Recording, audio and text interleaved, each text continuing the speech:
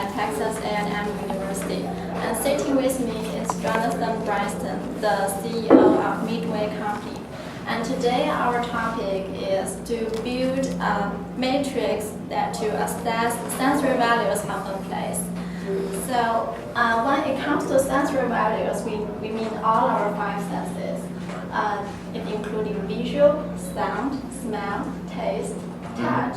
Right. So as an experienced developer, do you think visual is the most important sense, or you think the non-visual ones are just as important? What do you think? Yeah, I think it's the whole experience. Mm-hmm. I mean, what you're really trying to create is an experience, not just a view or not just a smell, but Right. I think all those things are important components of a positive experience.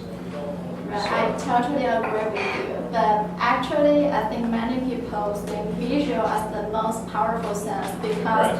it's easy to articulate, and we have a rich vocabulary to describe it. Right. And not only words, we have maps, drawings, and photographs to augment the idea. Right. But it seems for the non-visual ones, it's really hard to articulate in a way and build a matrix to assess a Right. project. So what are some factors that you consider important when you actually create a place and maybe incorporate all the non-visual qualities? Well, I think when you ask a shopper or someone that uses a project, their response is typically, I like it or I don't like it. Right. And they don't typically know why they like a place, but they know they like it. Mm-hmm. And so our job is to understand all the things that go into making someone like a place. Right.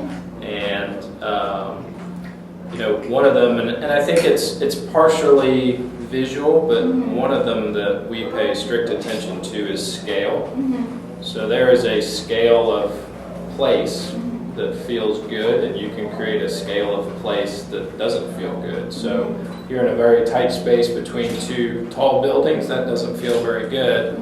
And if you're in a big open space between 2 short buildings, that doesn't feel good. So the interrelationships of buildings, I think, is critical. Right. In terms of sound, it's always very interesting because I think climate is very important. I mean, climate really speaks to comfort, but sound plays into that. So the sound of running water can create the perception or feeling of a cooler place, That's a good point. and yet you haven't actually altered the temperature, but it gives you a sense of serenity, and just the sound of water makes you feel cool. And so that's critically important. The other thing I think in terms of sound and smell and even touch, landscaping plays a critical role. Again, landscaping deals with scale. Landscaping deals with sound. When the wind blows, when plants, and sometimes it is not just the sound, but the sound in combination with the visual. So if you have tall grasses that are very sort of soft and elegant, but the wind blows and they make a noise and you see them move, then suddenly you perceive the wind where you may not have necessarily perceived it. And then I also think obviously they give smell. And so, landscaping is one of those things that does. It touches every sense. It's visual, it's sound, it's smell. I guess if you eat it, it might be taste. But Yeah. so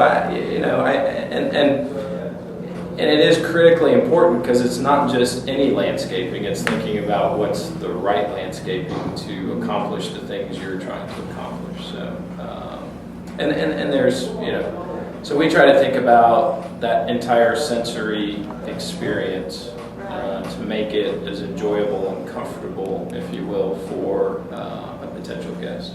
Yeah, that's good stuff. And could you give me a good example of a place maybe you have been to or you have created that can appeal to all people's senses?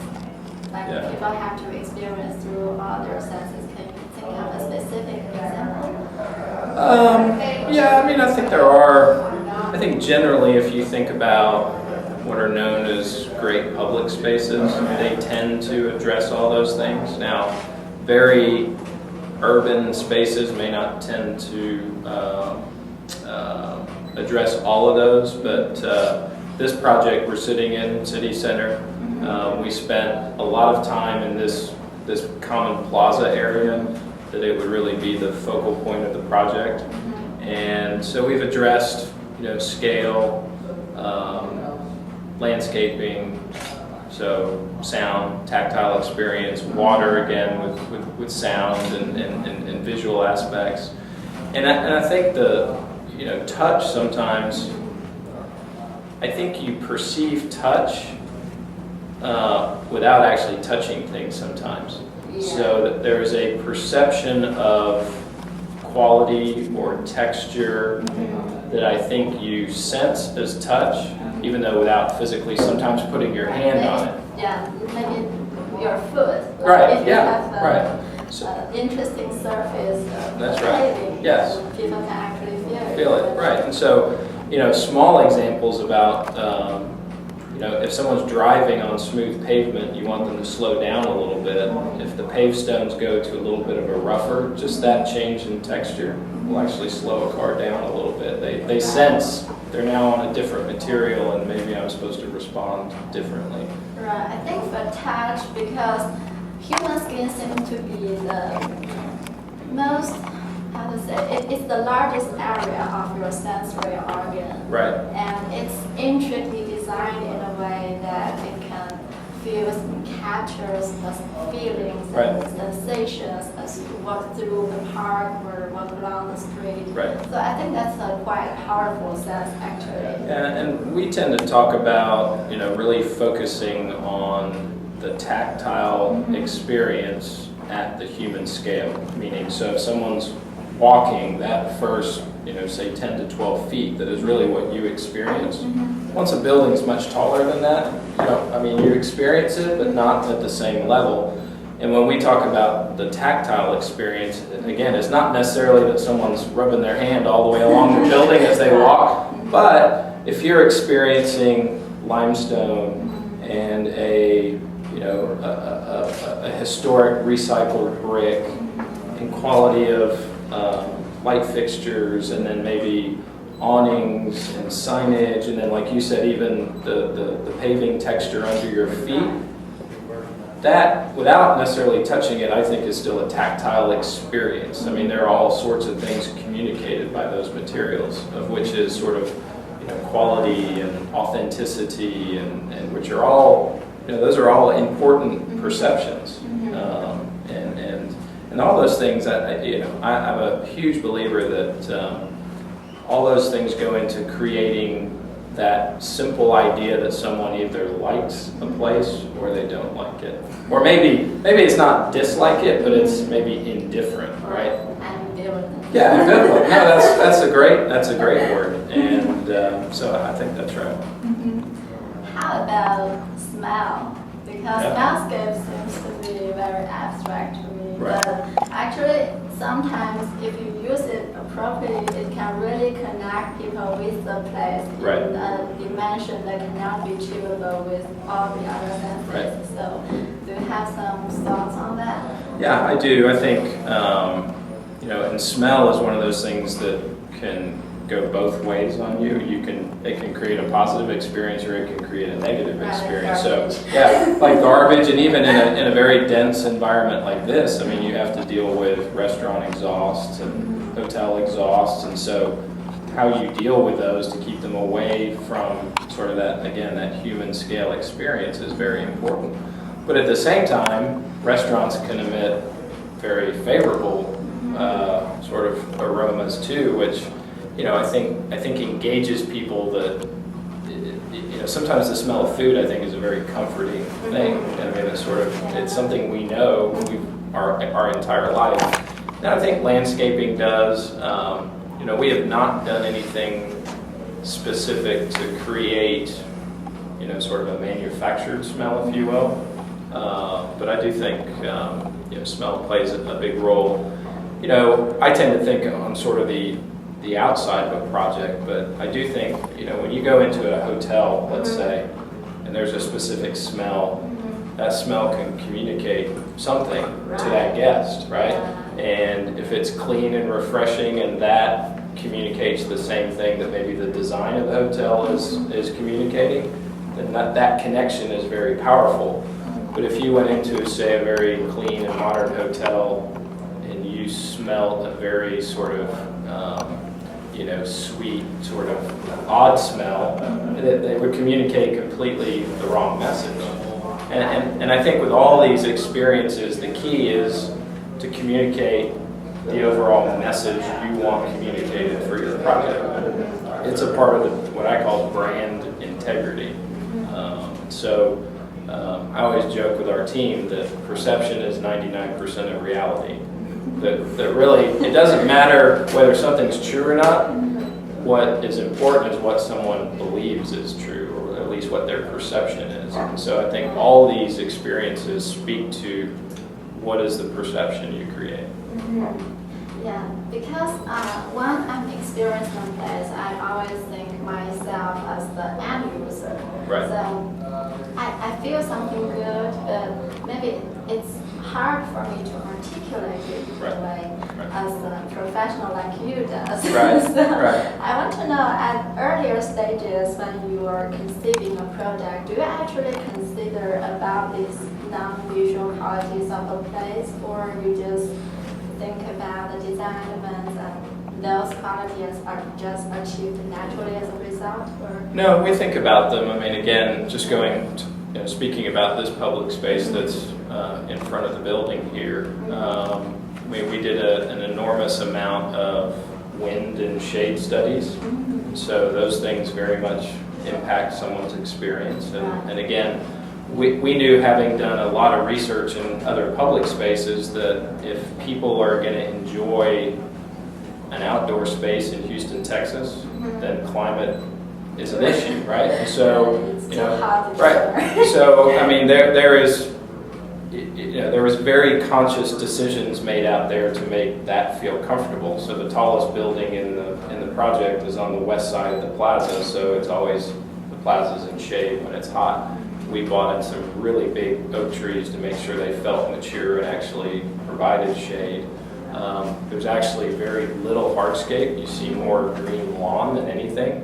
So whether the outdoor temperature is different or not, you feel cooler if you're standing on grass than you do on hard pavement. And then we have a very big fountain, and it's kind of a sort of a serene feeling, and it has it creates a sound. So even if you're somewhere and you can't see the water, you're still hearing it, and that creates a perception. And so we absolutely take all those things into consideration. And back to one of my original comments, scale.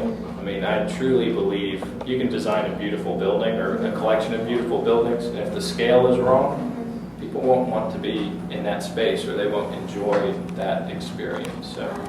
Yeah, I totally agree with you on that. Yeah. So you have repeatedly mentioned scale. So would you say scale is a matrix in the category of which of the five senses? I would say it's probably two. I would say it's visual and then it's touch. Okay. And again, even I would put it in the touch category, because even though they may not actually be, it may not be that tactile touch, I think how you experience space is a similar sort of connection with touching things. I think it affects people's psychology and absolutely, right. Yeah. I mean, the sort of a simple analogy is you and I are comfortable speaking at this distance, right? If my nose was an inch from your nose, that wouldn't be very comfortable. Now, we didn't touch, right? We didn't physically touch, but there's somehow that feeling of scale and distance is still somehow very, very similar, I think, to touch. Because your natural reaction is, if I'm an inch from you, is to say, back up, right? that does become touch. But so I think it's both. I think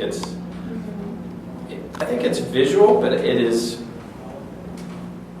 much more than visual. It is much more, I think, of a sensory experience. And again, it's one of those things people, they know it, they don't know why it may be good or bad, but they certainly experience it. Right.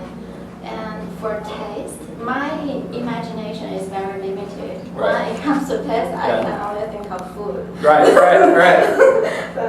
That makes two of us. Yeah, I think taste is. I think taste is somewhat like we've been talking about touch, in the sense that you can experience it by perceiving it, not necessarily having to actually physically taste something. So I think, the quality of restaurants, the perception of the type of food restaurants have, the selection, right? I mean, I can walk out into this plaza and sort of have a sensory experience about taste, knowing that place has great, hamburgers, and I know what that tastes like. I can walk out and say that's Asian fusion, and sort of there's this almost instant taste I have of curry, and this one that's organic green food, and a yogurt shop and a coffee shop. And so again, all those things create a sensory experience, and I do think they have to do with taste. But that experience is not limited to physically going and actually eating the food, right? So I think it's a, and even probably the idea of whether restaurants have bars or not, is another aspect of that, sort of, that I know that one has 100 beers on tap. That's knowing that as a sensory experience. So I think taste is probably kind of the most difficult. I think, thinking about how you manage sound is fairly straightforward. Smell is pretty straightforward. Touch is fairly straightforward. Visual, taste is probably a little more abstract, but I think it's still important. Yeah, and for sound, I think it's largely depending on the context. Yes. Like if you are in the busy downtown, like the downtown Houston, right, all you hear is the traffic. right, yeah. And so, is there any way that you can actually use some elements maybe that you can use to create a good soundscape purposely? I think you can, and I think it occurs on many levels. I think generally with sound in projects, what you're trying to communicate is some level of activity, right? So a project that has no sound, that's probably a little uncomforting. Right. And if you're trying to create, let's say, an urban, vibrant project, no sound is the opposite of what you want. Now, that's not to say then you want so much sound or sound created from negative things, right? That if you hear tons of air conditioning units or something, that's not necessarily a positive sound. But I think in this project, people witness some level of car traffic, which it's not annoying, but it communicates activity. But then there's even things like, we hire a band to play music. Well, when someone comes into the project and they witness music, that communicates something different. I mean, music in a sense communicates community and outdoor activity, which is vastly different than if you go to, say, a typical shopping center where you're never going to hear music. Well, you might hear it out of some speakers, but you're never going to probably hear live music, right? Someone actually playing music. So, and then even, making a commitment to do patios, and the fact that background noise of people dining, the sound of forks hitting plates, I mean, that creates a sensory experience. And so I do think all those layers of things are important. And again, it just goes back to building perception.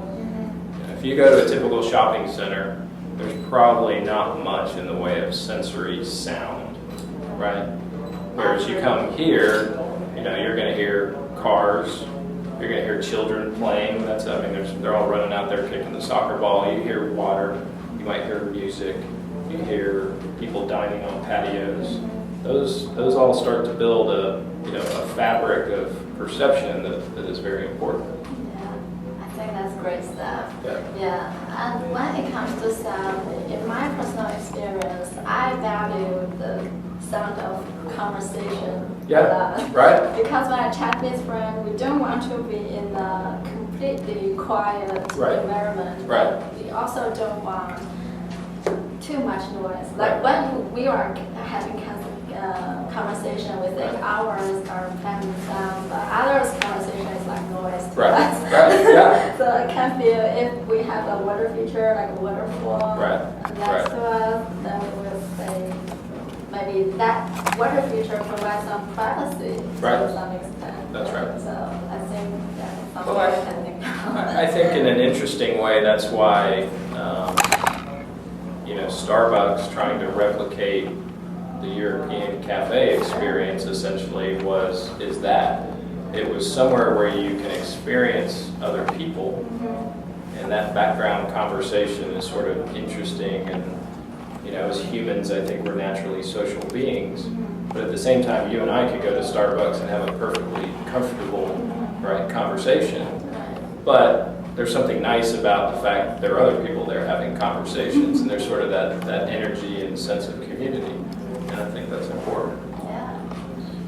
And if you were to give hierarchy to this senses, will you Right. put them? I think that's difficult. I do, because here's how I think you have to manage it. I think they're all important, and so you as a developer have to say, again, what am I trying to communicate, or what is the experience I'm trying to create? And then you have to figure out how you use those tools, essentially, right? Each of the sensory experiences is a tool to accomplish that goal or that experience you're trying to create.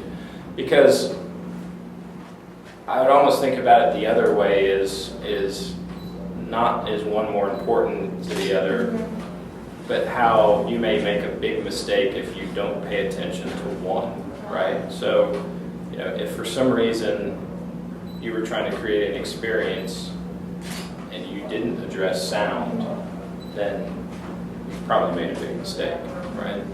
So, but if you do them all, then I think you've accomplished your goal. But to say touch or sight or sound somehow is more important than the other, I don't think that's the case. I think you have to deal with them all, and it's when you don't deal with one that you probably end up making a mistake.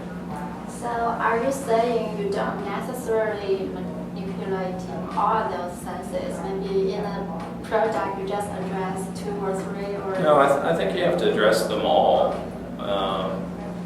Simplistically, I think about, if I really want to provide someone an exceptional experience, can I really do that without addressing all of those, right? So if I want to create an exceptional experience, but I haven't dealt with trash smell, then I've failed, right?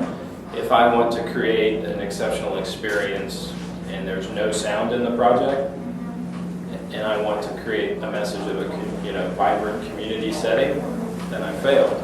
And so I think you have to address all of them, and you can't say one is more important than the other, but you have to manage all of them to communicate what it is you're trying to create. I think that's a great idea. Yeah, right. Yeah. And when we talk about scale, Yes. it actually touch upon more than one sense. Yes. So can you think of other design elements that can provide multi-sensory experience? Besides scale? Yes.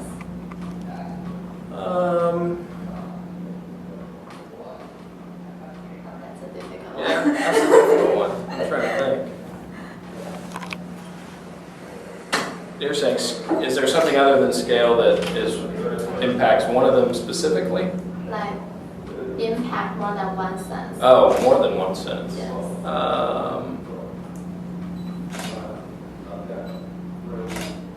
Yeah, I think they do. I think, take a what seems to be a very simple concept, right? Putting a patio on a restaurant, right? But if It has you, smell, it has taste, right, it has beauty. yeah, and there are patios where you ever want to go out there and eat, right? I mean, it's kind of the penalty box when you send me out there, and so, you know, again, I think that addresses all those things. A patio that is designed really well is something where, you know, the sound is good, the sensory touch is good, the scale feels right. You know, there may be shading to deal with climate, which I think, you know, again gets into a lot into touch and then smell again. I mean, if I'm smelling the trash in the dumpster, then is that really a positive experience on the patio? No, it's not. So I think they're always interrelated. I think every decision you make in a project somehow probably impacts all of those. And I think when, you know, I think the further along you get in your career and the more projects you do, you probably tend to intuitively think about all these things, not necessarily consciously like it's a checklist and say, okay, we've done smell and we've done sound and we've done, you know, I think intuitively you sort of know why all those things are important, and you're just focused on the experience, and intuitively you address all those things. Right. Yeah. And one element that can provide water sensor experience, I can think of is water feature. Right. So some water features are designed only for ornamental uses. Right. People can just look at it. Right. And for some, you can just play with it. You can get wet. Right. You can get cool. Right. Yeah. Maybe children will drink it. No, well, I mean, and water has sound. Water, believe it or not, impacts smell. And I would argue it impacts touch, whether you actually touch it or not. And even if you design them not to be touched, people will touch it. I mean, that's not designed to be touched, but there's kids touching it all the time. And so I think, you know, water's just an amazing thing that communicates, one, to all your senses, but I think, you know, when developers make a commitment to do water well, I think it has incredible value. So it's important. And you can use water different ways. So here, this was used to sort of communicate a sophisticated environment. It was a large body of water to address what we felt was making people feel cool. It was designed to create sound, whereas in other projects, one I can think of, we have what we call the pop jet fountain that has all and that was very much designed because it was a family community, and the kids, you know, want somewhere to play. And so again, that is water being used as a tool to reinforce the overall development concept, which was engage a family community. So it's important. Yeah, and another element I can think of is meditation. Right. Like I always love the smell of grass after in the early morning after it's just freshly cut. Right. It smells Yeah. so good. Yeah. And, It does. Yeah, and in meditation, some meditation are actually, do you know there are some gardens designed just for blind people? Right. They can't see the flowers, but they can touch it. Yeah, I mean, landscaping again touches, I think, all the senses. It's, you know, it's visual, it's tactile, it's smell, and sometimes, you know, smell I think does bridge that gap with taste. You know, certain smells I think intuitively create also a taste. They're connected, and so. And like some public artwork, Right. but they're not designed as the artwork in the museum that you can just look at it behind the glass. Right. Yeah, it's designed in a way that children may confuse it with toys. Right. Adults may want to touch it and take picture with it. Yeah. But I think that's important. I mean, just in general, you know, I think community artwork, especially sculpture, you know, I think should be made to be able to experience at all those levels and touch it, because I think people do have a connection to it that way. And and you know, art, again, it's an incredibly powerful tool, and I think it maybe not smell as much, but I think it does touch a lot of the senses. I mean, it has a sense of space, scale, touch, you know, sometimes sound, and so. And it can also affect people's emotions. Yeah, absolutely. So I find it very calming.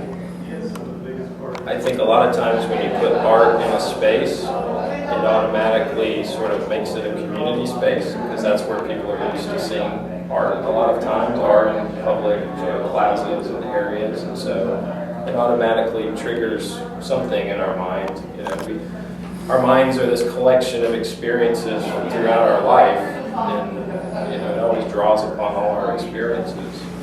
And that's, I think, at the end of the day, that's what we're trying to do. Right.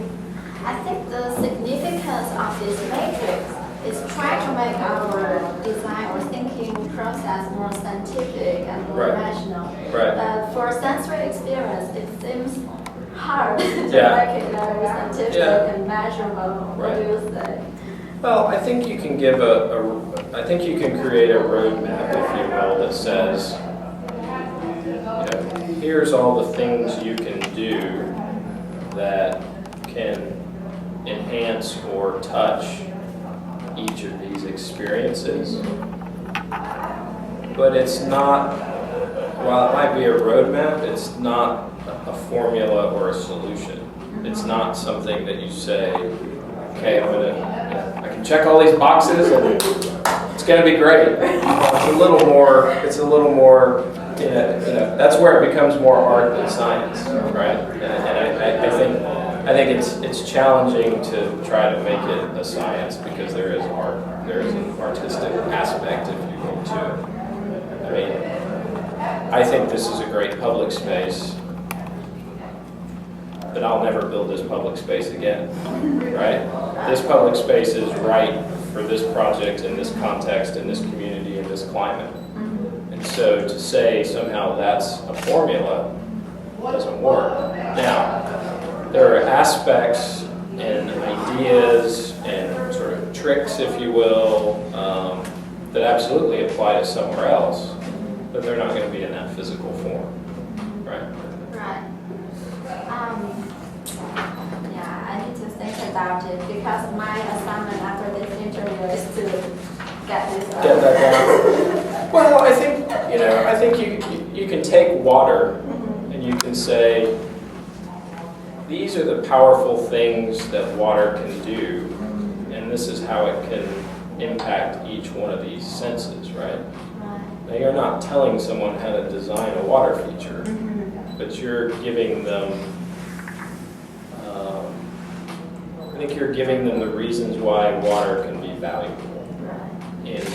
And value is a result of a positive experience. So what you're giving people is a roadmap, is here's all the things you can do to enhance someone's experience. And then at the end of the day, as developers, what we're interested, right, is in creating value, and hopefully a positive experience translates into value, right? I mean, here, I think the environment we've created, and it's already showing up. I mean, we have the highest office rents, the highest multifamily rents, you know, highest restaurant sales per square foot. And so all those somewhat subjective things we've been talking about that may be a little bit more art than science is translating into real, measurable, you know, value metrics. And so. Yeah, that actually leads to my next question. So after you conceive a project, how do you know it's right? How do you know it can, for certain, create value and it won't be a failure? How do you know? You know, I think some of that is intuition. Some of that is doing your homework. I mean, like this project, we toured and documented 27 other projects around the country. Now again, we didn't copy any one project, but there was fantastic and valuable information we pulled out of every project, right? So we were in a project, just as an example, we were in a project in Florida. Beautiful plaza public space. It was all hard concrete. We were in there in August, right? Florida's climate is very much like Houston's climate. And so suddenly, there's that moment that says, our plaza can't be all hard surfaces and baking hot in the summer. Otherwise, 4 months of the year, people aren't going to be in our plaza. And if people aren't in our plaza, well, then the project doesn't seem active. Well, then people may not be attracted to come here. Well, then they're not going to shop, and then they're not going to eat. So you quickly see how that one important piece of information from doing our homework affects the whole value creation trail. Right. Thank you very much, Jonathan. Yes, you're welcome. Hope you enjoyed this conversation. Absolutely. Hopefully my answers were okay. Very inspirational, and I'm sure the students watching this video will benefit a lot. Good. Well, I hope they do, and I'm glad to participate. Thank you. Thank you.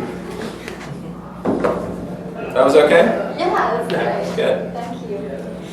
It's hard. That's not an easy assignment. Right. That's why nobody filled this out. Right. That's why we need expert help. Yeah. Well, I think you can take, if you think about the matrix, I think you can take features, right, that every project has. So like you said, you can take water, you can take vegetation, and then talk about how those, if they're done correctly, impact each of the senses. And you can take scale, you can take quality of materials, you can take climate. I think that's an important one. Yeah. So I think you can take each of those and say, if you address each of these correctly, you will successfully address all these senses, and that, at the end of the day, should make your project more successful. Because really, what it's about is just making. It's simple, but are you creating something where people want to hang out? That sounds incredibly unscientific, right? But if you create something or a space where people want to be, chances are they're going to spend money, and intuitively, you're going to either create higher rents or higher sales. So, and that's what you're after at the end of the day. We love creating great people places, but we're still capitalists at the end of the day. Our job's to create value, create great returns for investors, and create returns for our team. So. Do you think they always mean the same thing, that create a place that people love and make money, make profit out of it? Do you think they're always together? Well, I think creating a great place doesn't necessarily mean spending more money, right? There is no doubt you could go down a path and say, I'm going to create this fantastic place and spend so much money, it will never be successful. Meaning you'll never create you'll never create value to make it a successful investment. So there is real balance there in terms of how do you do that within the we're always dealing within financial constraints, right? At the end of the day, there's a range of rents a tenant is going to pay that creates a return on some investment. And so I think a lot of it is spending, how do you deliver the quality, but do it in a way that creates value. And that's, value is the game at the end of the day. It's how do you create value. And value is something's worth more than it costs to build, right? If something costs more to build than it's worth, you didn't create any value, negative value. So it's tough, it's not easy. Thank you for being so collaborative. Sure, absolutely. We have a thank you gift for you. Oh, you guys know. Need anything? Have you seen this book? I do. I'm actually using, I do. I'm using it to teach right now. Really? Yeah, I'm teaching at U of H, and I'm teaching what they call the capstone class. And it's in the MBA school. Texas A&M? No, that's at U of H. But by and large, everyone in the MBA program that's coming into the real estate, or it's a real estate certificate, they don't come from a design background. Right. And so I'm using this to try and create, along with, you know, creating pro formas and everything you do as a developer, but trying to create some level of design sensitivity from this. But I'll take it, sure. Actually, Dennis Durkee, the author of this book, Yeah. is the person that invented this matrix. Right, I know You know Dennis, that? so yeah. Yeah. He's a nice guy. Yeah. So, and I think this is a great book because in many respects, he is, you know, started and documented a lot of what you're trying to do here, which is make somewhat intangible concepts tangible, right? And it's hard. So I think this is a great book. So, all right, thank you. Full of good case studies. Yeah, absolutely, it is. Yeah, well, it talks about water and a lot of the things we've talked about, and it's. I think it's a great book. Thank you a lot Yeah. for your time and everything. Absolutely. Really appreciate it. Hopefully traffic's not too bad for you when you have to leave. You'll be in the 5 o'clock traffic. I would stay for a while if I were you. I don't know if you have to be back at a certain time, but which way did you come in? Actually, we came. 290. 290? Yeah, 290. Yeah.